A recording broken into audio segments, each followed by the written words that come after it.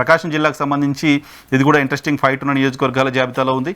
So రాష్ట్ర వ్యాప్తంగా ఆసక్తి కలిగించే ఫలితం ఇక్కడ ఉండబోతోంది. సో ఒంగోలు అసెంబ్లీ పార్లమెంట్ స్థానానికి సంబంధించి వైఎస్ఆర్ కాంగ్రెస్ పార్టీ కంఫర్టబుల్గా ఈ స్థానాన్ని కైవసం చేసుకోబోతోంది అనేది నాగన్న వేస్తున్న అంచనా. ఒంగోలులో వైసీపీకి సంబంధించిన అభ్యర్థిగా చెవిరెడ్డి భాస్కర్ రెడ్డి గారు, అలాగే మాగుంట శ్రీనివాసరెడ్డి గారు తెలుగుదేశం పార్టీకి సంబంధించిన అభ్యర్థిగా బరిలో దిగారు. సో వీళ్ళిద్దరి మధ్య చాలా టఫ్ ఫైట్ నడిచినట్లుగా చూసాం. బట్ కంఫర్టబుల్గా వైఎస్ఆర్ కాంగ్రెస్ పార్టీ ఈ పార్లమెంట్ స్థానాన్ని గెలవబోతుంది అనేది నాగన్న వేస్తున్న అంచనా.